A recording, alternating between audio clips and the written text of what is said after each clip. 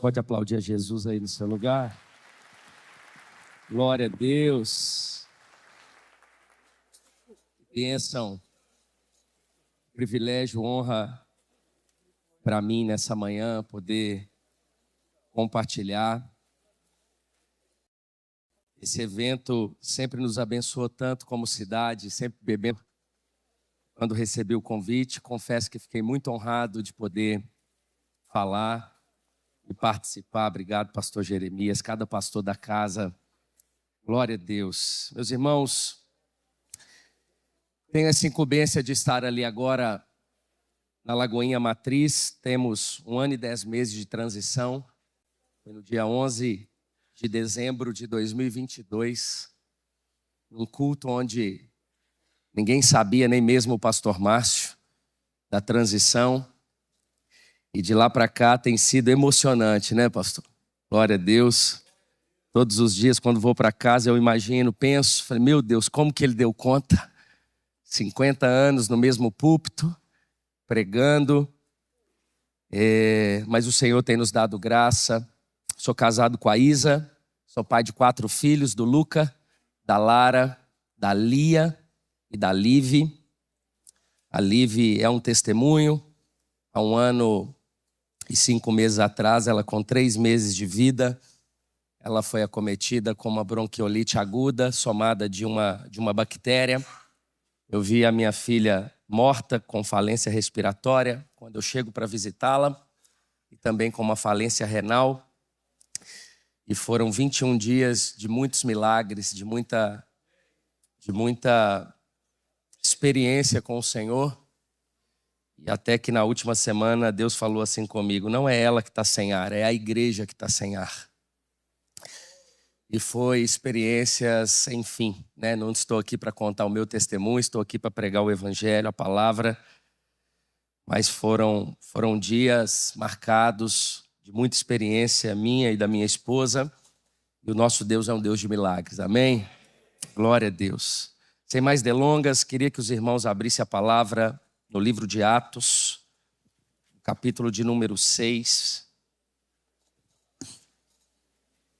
Livro de Atos, capítulo 6.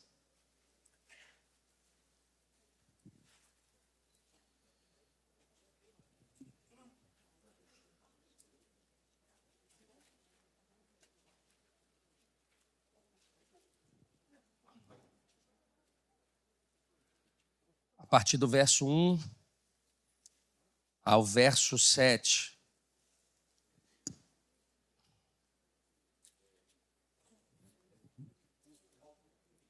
Diz assim a palavra de Deus.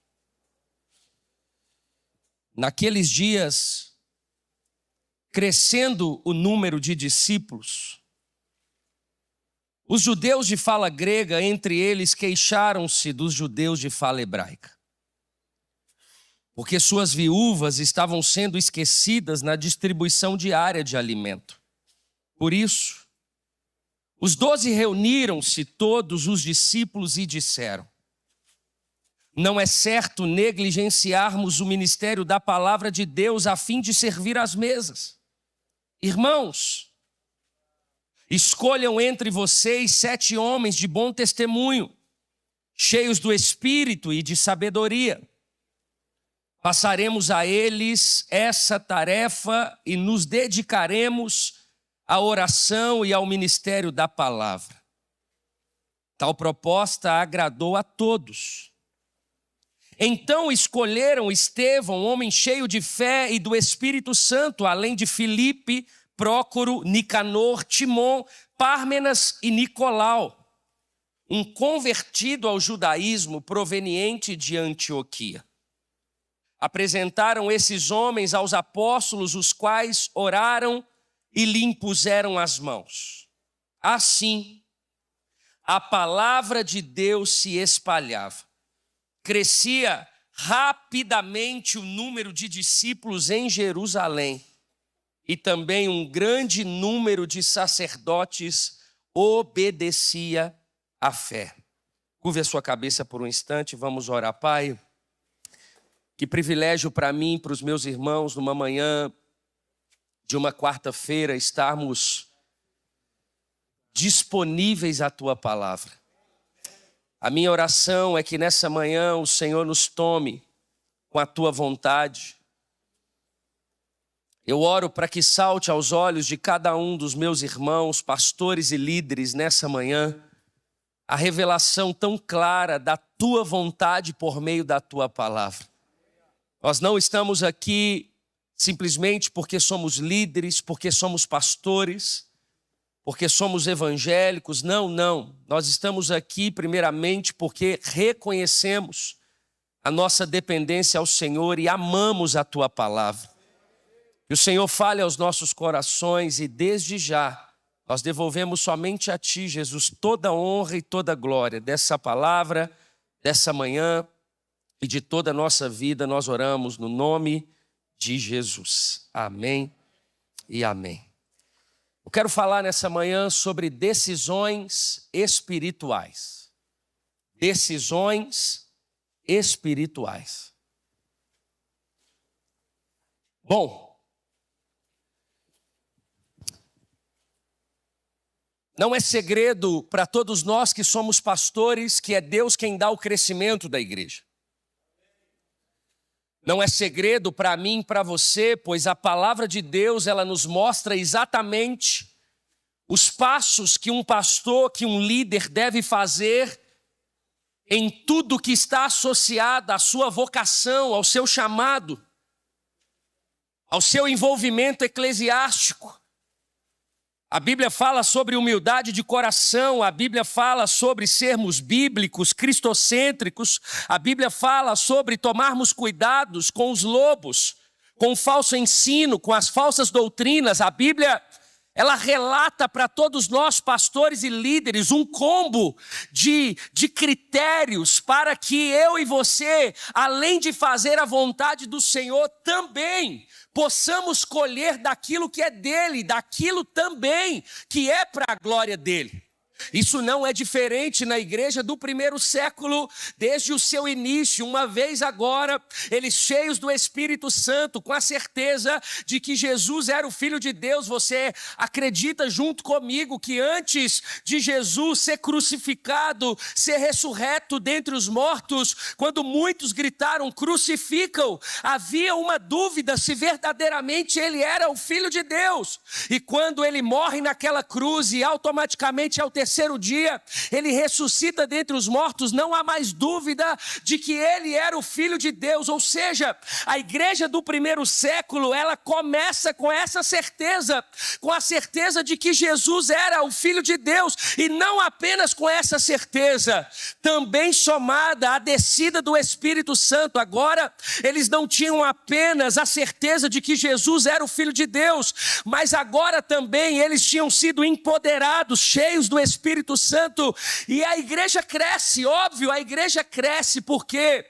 Porque eles estavam pregando o evangelho, eles estavam plantando, outros estavam colhendo, e a Bíblia vai dizer que é Deus quem dá o crescimento, e obviamente todo crescimento eclesiástico, vocacionado, tudo que foi chamado por Deus, o inimigo se incomoda. É por isso que em Atos capítulo 4 começa a perseguição junto à igreja. Pedro e João no sinédrio, cheios de coragem, cheios de sabedoria, cheios do Espírito Santo, eles anunciam o evangelho, eles não conseguem prendê-los, eles saem alegres, celebrando, porque eles tinham pregado o nome de Jesus e eles tinham sido libertos, e agora eles continuavam pregando o evangelho. Atos capítulo 5. Se o inimigo não conseguiu parar a igreja por meio da perseguição, ele tenta então por meio da infiltração. Ananias e Safira, mentirosos, infiltrados. Mas a igreja tinha uma liderança que tinha discernimento espiritual. Uma igreja que tinha líderes espirituais. Discerniram a infiltração, e você já sabe o final de Ananias e Safira. Em Atos capítulo 6, do texto que nós acabamos de ler, o inimigo ele tenta então por meio da distração, ele começa a colocar sementes de que a ação social da igreja é mais importante do que o ministério da palavra e da oração. E aqui tem uma problemática. E é sobre decisões espirituais que eu quero falar com você. A igreja estava crescendo.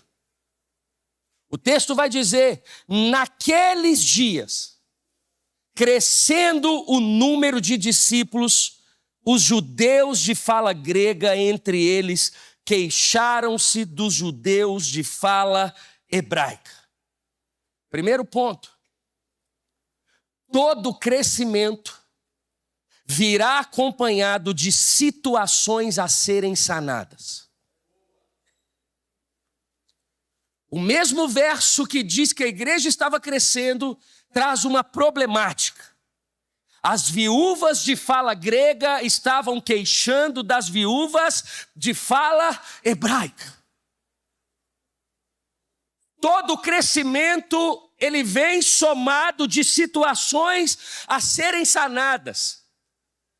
Essa falácia de que se tem uma coisa acontecendo, de alguma forma, é o inimigo ou alguma coisa está acontecendo, não, é um fato. Todo crescimento vai vir acompanhado de problema.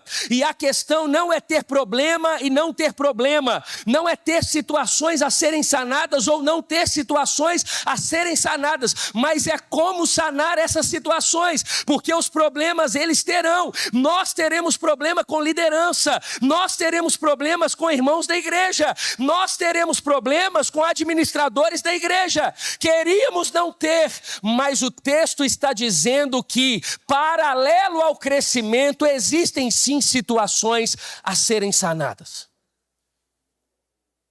Isso é um fato. O que como pastores e líderes nós precisamos é aceitar. É aceitar que todo problema tem solução. O problema que não tem solução é porque ele não é seu. Nós estamos tentando resolver problema de outra pessoa. Mas toda igreja, toda liderança, tudo aquilo que envolve o reino de Deus, uma vez na prática, na evangelização, no anúncio, no crescimento, ele vai ter situações. Precisamos assumir.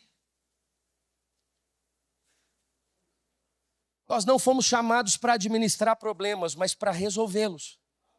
Tem muito pastor administrando problema, tem muito pastor com dificuldade de confrontar um líder, de confrontar um pastor auxiliar, de confrontar alguém que precisa ser confrontado na palavra, obviamente com amor, mas que precisa de confronto. Tem muito pastor acumulando, administrando problema nas finanças da igreja, em realidades mais detalhadas da igreja, em coisas tão pequenas da igreja, com músicos da igreja, com realidades diversas da igreja. Tem muito pastor administrando problema ao invés de resolvê-los.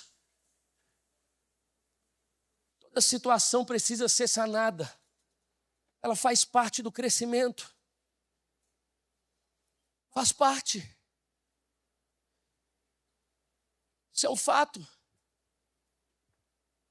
Eu assumi a igreja tem 1 ano e 10 meses. Eu nunca desfiz tanto nó. Eu nunca resolvi tanta situação, seja problemas bons de resolver pelo crescimento da igreja. Nesse 1 ano e 10 meses, nós tivemos uma média de 8.000 pessoas a mais em culto. Eu tive problema com estacionamento, eu tive problema com líder brigando com líder, eu tive problema com auxiliar querendo microfone, eu tive problema com liderança direta da igreja, eu tive problema de irmãos querendo sentar, guardando lugar, e pessoas que não chegaram, e pessoas em pé, problemas diversos que fazem parte da igreja. E a questão não é o problema, a questão é como resolvê-lo.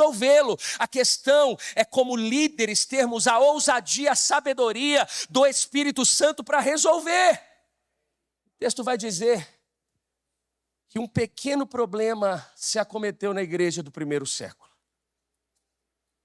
Está aqui, junto com o crescimento. Mas o texto continua dizendo: porque suas viúvas estavam sendo esquecidas na distribuição diária de alimento. Segundo ponto, a solução do problema sempre acontecerá quando houver reconhecimento. Os apóstolos, eles não fingiram que não estava acontecendo nada. O diagnóstico deles foi correto.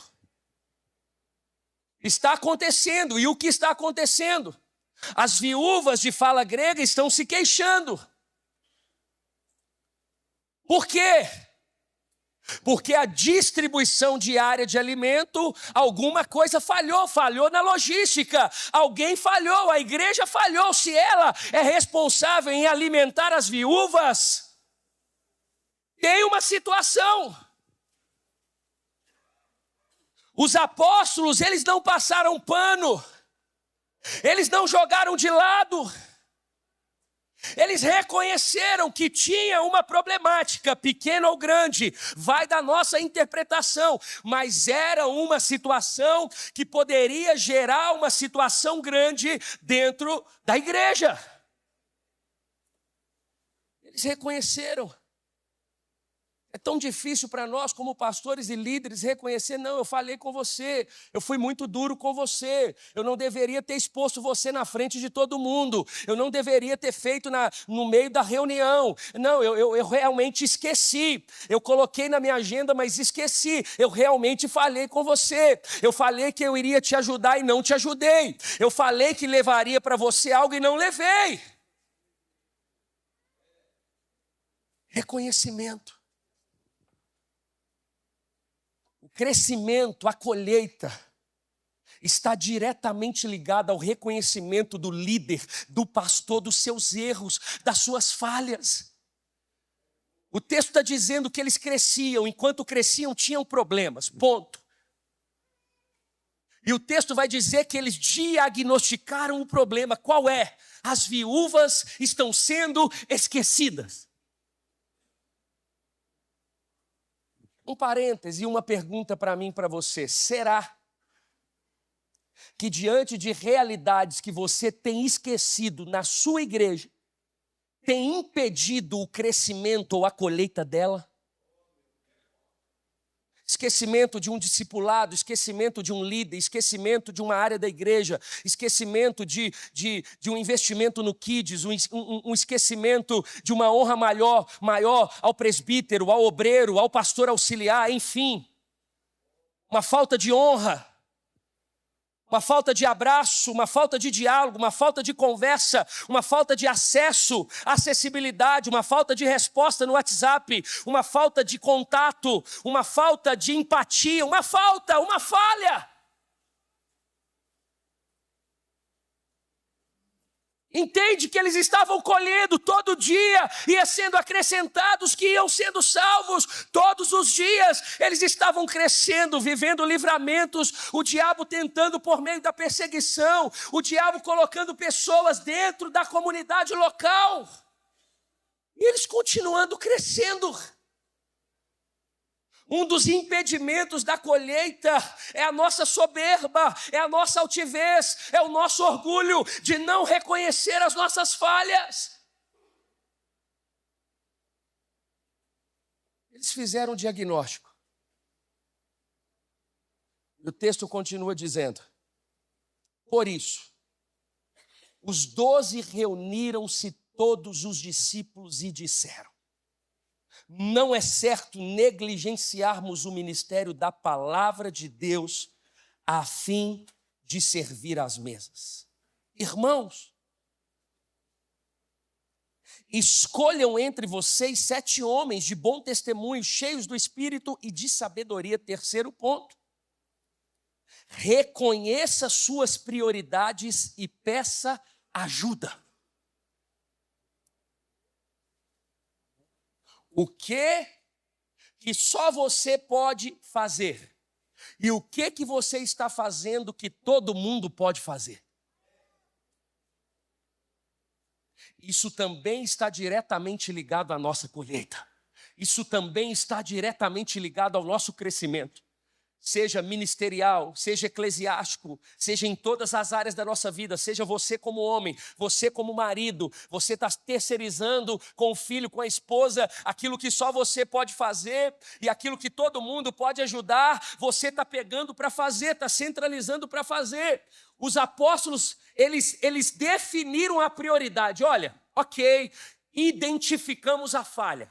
As viúvas estão sendo esquecidas, elas não poderiam estar sendo esquecidas, elas precisam de alimento, fato, isso aqui é um ponto, mas outro ponto é que eu e vocês, nós não podemos negligenciar o ministério da palavra e da oração. Por quê? Porque nem só de ação social vive a igreja vive da pregação do evangelho genuíno, a igreja precisa da palavra, a igreja é movida em oração, isso nós não podemos negociar, nós não podemos chegar num domingo com uma água de batata, nós não podemos chegar na pregação do evangelho e a palavra ter sido feita pelas coxas, não, nós não podemos chegar diante da comunidade local, diante da igreja, diante de um pequeno grupo, com qualquer palavra, de qualquer jeito, não, nós precisamos ter reverência, conhecimento da palavra, nós precisamos entregar uma palavra que confronta, que salva, que enche, que alimenta o nosso povo, fato.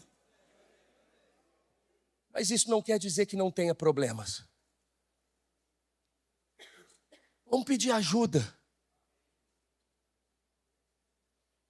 O que tem de pastor centralizador? Líderes, independente da denominação. Umas, pastor consegue menos, outra mais, mas não é nem sobre a administração da igreja. É ele.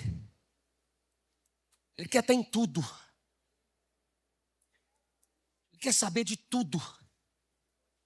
Ele quer colocar o dedo em tudo, ele não sopra, ele só atrai. Peça ajuda. Não somos nós, vamos escolher 7 homens, cheios do Espírito, de sabedoria, com bom testemunho, vamos. E o texto continua dizendo, passaremos a eles essa tarefa e nos dedicaremos à oração e ao ministério da palavra. Olha o que diz o texto, verso 3 e parte do verso 5. Irmãos, escolham entre vocês 7 homens de bom testemunho, cheios do Espírito e de sabedoria. Então escolheram Estevão, homem cheio de fé e do Espírito Santo, além de Filipe, Prócoro, Nicanor, Timon, Pármenas e Nicolau, um convertido ao judaísmo proveniente de Antioquia. 4º ponto. A resolução de qualquer situação exige pessoas espirituais.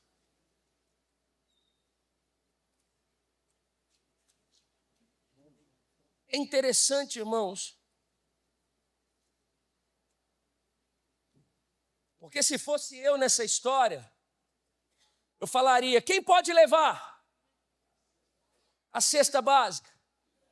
Quem tem gasolina no carro?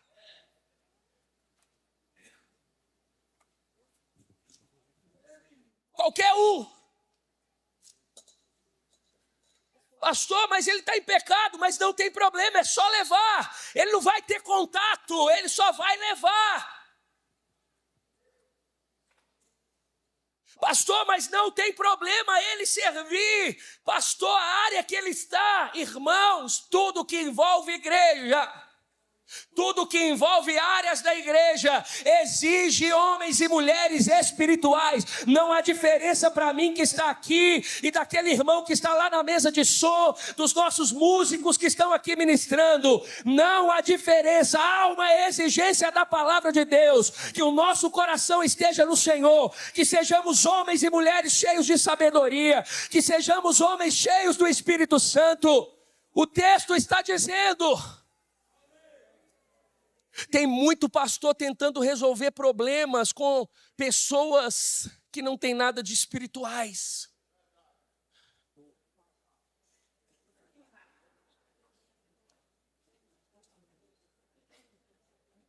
Entrando em sociedades, entrando em acordos, fazendo exceções. Não, você pode, você não. O texto está dizendo... Havia uma condição, não era só ter uma Kombi com gasolina, não era ser só aquele que está desempregado, que pode fazer isso qualquer hora do dia, não é qualquer pessoa, não é só porque tem uma carteira específica, não é porque tem uma disponibilidade específica, não. O crescimento da nossa igreja está... no discernimento que eu e você temos para colocar as pessoas certas no lugar certo. Diante também daquilo que Deus falou ao coração delas. Porque quando elas falarem sobre o que Deus falou ao coração delas, é exatamente o que Deus também falou ao seu coração a respeito delas. E o crescimento da igreja está diretamente ligado a termos pessoas espirituais, ainda que fazendo coisas naturais. Pessoas que conhecem o coração do pastor da igreja, pessoas que amam a igreja, pessoas que conhecem a história da igreja, pessoas que são gratas à igreja, pessoas que valorizam a comunidade de fé, pessoas que reconhecem o lugar de onde Deus tirou elas e quem os tirou. Pessoas espirituais. Por que tem muitas igrejas, muitos ministérios que não crescem, que estagnam, até mesmo que morrem? Porque quando vai tratar de situações que são fato, não tratam de forma espiritual. Os apóstolos poderiam deixar, não, ok, a gente já entendeu, leva lá, deixa elas caladinhas. Não, leva lá, não, peraí. Não é a prioridade, mas não é porque não é prioridade, não quer dizer que não seja importante. Tudo que envolve, tudo que está ligado à igreja é importante sim. O que os irmãos estão falando do pastor é importante o que a comunidade local está falando de mim, de você, é importante sim a nossa prestação de contas, é importante sim a gente cuidar dos nossos filhos, da nossa casa e ter um bom testemunho diante da comunidade local. É importante, tudo é importante, a estrutura é importante, o administrativo é importante, as realidades, seja elas qual for da igreja, é importante. É muito importante eu ter parado meu carro ali fora e um irmão muito carinhoso e dedicado dizendo: pastor, eu posso lhe ajudar, eu posso colocar o seu carro, eu posso tirar o seu carro. Pastor, ali eu abri o meu coração. É importante. Você entende? Que às vezes a gente fica sabendo que tem um irmão do estacionamento que tratou um irmão com ignorância. A gente ouve aquela falando: não, eu tenho outra prioridade. E o irmão, na semana que vem, ele trata outra pessoa com ignorância. E você perde uma família, você perde 2 famílias, você perde 3 famílias por causa de um irmão. E a gente está cozinhando, administrando um problema ao invés de resolvê-lo. Tem gente dentro da nossa igreja que está travando os sonhos dos pastores. Ele quer fazer um negócio com adolescente, Ele quer fazer um negócio com o jovem, pá, ele quer fazer. E a gente sonhando, e a gente na reunião como pastor e sênior, a gente impulsionando, não, faça, vamos alcançar, anuncie, leva esses jovens, leva para o acampamento, faz evangelismo e faz aquilo. Aí chega em algumas áreas da igreja e pá, e trava, e trava, e trava, e vai minando sonhos, e vai minando sonhos. E a gente vai vendo aquilo, não, mas eu entendo os dois lados. Não, não tem dois lados. Olha, deixa eu dizer uma coisa para você, nós precisamos fazer, e eu quero que você sonhe junto comigo, nós precisamos estar na mesma visão, nós precisamos sonhar as mesmas coisas, seja o administrativo, seja o financeiro, seja o pastoral, seja o ministerial, é um só corpo, nós estamos no mesmo lugar, fazendo o que o Senhor nos mandou fazer, nós fomos plantados nesse lugar, e nós vamos crescer. Se é para falar do evangelho, nós vamos falar, como diz o nosso querido pastor Márcio, aqui só não pode pecar.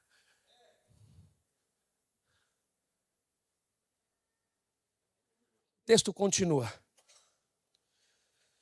Tal proposta agradou a todos. Quinto ponto. A prioridade da palavra gera unidade e concordância.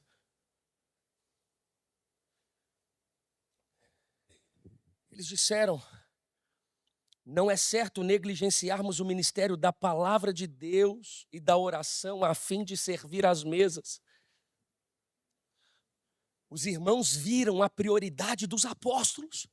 Os irmãos também viram o reconhecimento deles na problemática que estava acontecendo, que poderia gerar uma situação escandalosa na igreja, que poderia minar o crescimento da igreja. Eles perceberam a prioridade, mas eles também perceberam o reconhecimento, a falha.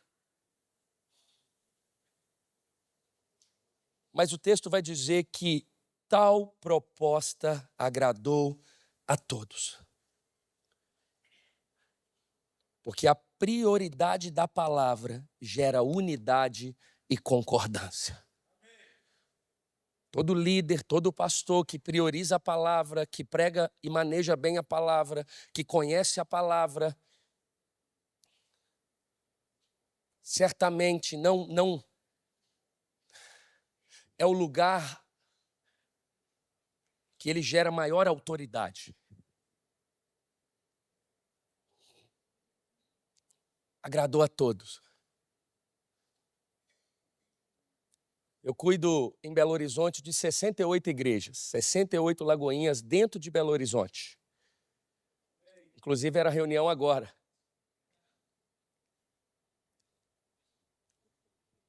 Quando eu fui levantado como regional, eu já era há alguns anos atrás, mas tinha algumas igrejas fora de Belo Horizonte, na Europa e em São Paulo. E quando houve a transição, a gente regionalizou mesmo por estados, e como aqui tudo começou, então tem um regional em Belo Horizonte, um regional em Minas, um regional na Grande Belo Horizonte, região metropolitana, e um em Minas. E eu fiquei só em Belo Horizonte pelo fato da matriz. E tem dois cenários. Eu fazia reunião com eles, trazia um pequeno devocional e tudo administrativo. Nós temos que fazer isso. A identidade da igreja, as finanças, os repasses, as ofertas de missões, isso, aquilo. Maravilhoso. Graças a Deus, são pastores maravilhosos, humildes, simples, submissos. Acontecia. Mas um dia eu estava em casa, Deus falou assim, eu não te chamei para administrar os pastores, eu te chamei para pastoreá-los. Eu falei, Senhor, o que o Senhor quer dizer? Ele falou assim, não é para você falar de administrativo, é para você expor a palavra. É o único momento deles em contato com a palavra. A partir dali eles só dão, eles têm sim o devocional deles e tudo, mas é o momento deles serem ministrados, irmãos. Eu comecei a preparar minha reunião com eles com mais intensidade do que eu preparava o culto de domingo. E eu comecei a pregar a palavra, irmãos, a atmosfera mudou. o ambiente mudou, o coração dos pastores que já estavam perto de mim colou no meu. É tudo que eles queriam.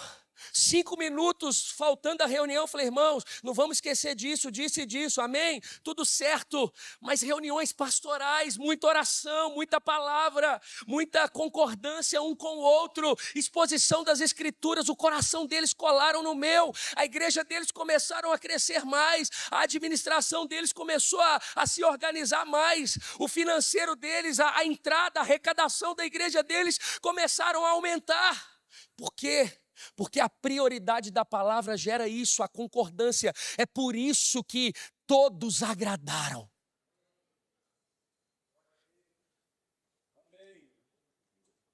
Tal proposta agradou a todos. E o texto termina dizendo: assim, a palavra de Deus se espalhava. Crescia rapidamente o número de discípulos em Jerusalém. Também um grande número de sacerdotes obedecia à fé. Sexto e último ponto. Decisões espirituais potencializam o crescimento. Você entende que no início o texto vai dizer que crescia o número de discípulos, mas agora no verso 7 diz que crescia rapidamente o número de discípulos. Mas como pode isso? No meio de 7 versos, no meio de uma pequena história, não tinha um problema. O diabo não tentou minar, sim, mas quando, como líderes e pastores, nós tomamos decisões espirituais, escolhemos pessoas espirituais, o crescimento, a colheita, ela é potencializada. Aquilo que só crescia, agora crescia rapidamente. Aquilo que só crescia, agora muitos sacerdotes obedeciam também à fé. Por quê? Porque o dia a dia da igreja, a simplicidade, o dia ordinário da igreja, o comum da igreja, está diretamente ligado à colheita. É aquele probleminha que você precisa sanar. É aquele ponto bem pequenininho, bem pequenininho, bem pequenininho, que precisa sanar, que vai potencializar o crescimento, que vai gerar o crescimento da igreja, que vai reverberar no culto da celebração do domingo, do crescimento da igreja, de mais líderes, de mais pessoas querendo fazer um seminário, querendo estudar, querendo viver a vocação. Os probleminhas sanados. No meio de uma história, eles saíram de um crescimento para um crescimento rápido. Porque eles reconheceram, porque eles pediram ajuda, porque eles priorizaram a palavra, porque eles escolheram homens certos para o lugar certo. E eles então, agora, cresciam rapidamente. E muitos sacerdotes obedeciam à fé. Eu estou aqui nessa manhã simplesmente para lembrá-los, não que nós não saibamos disso, mas que não podemos nos dar o luxo de decidir coisas na igreja de forma natural e muito menos carnal. Só existe um caminho para resolver qualquer tipo de situação na nossa liderança. Os espirituais discernem as coisas espirituais. Fato, fato, fato.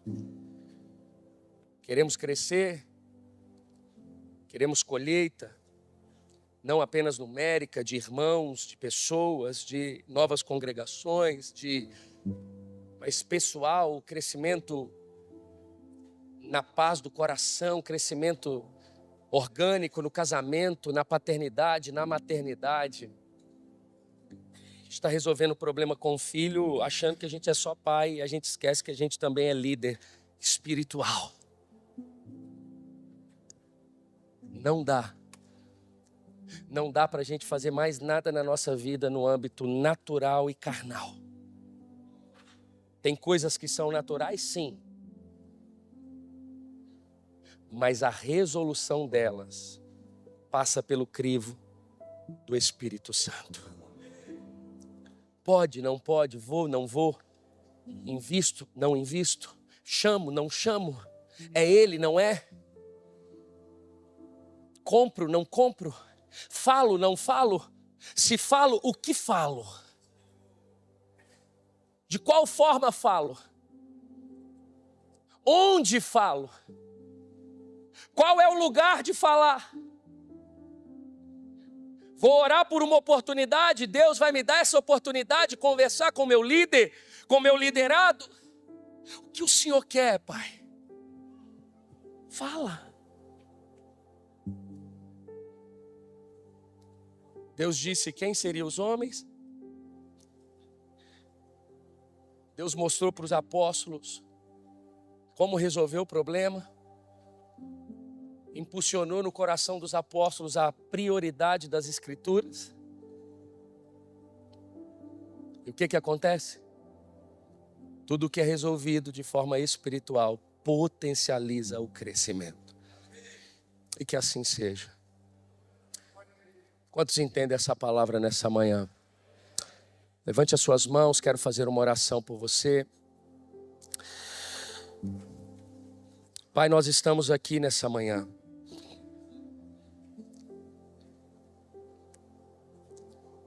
Não queremos apenas o crescimento.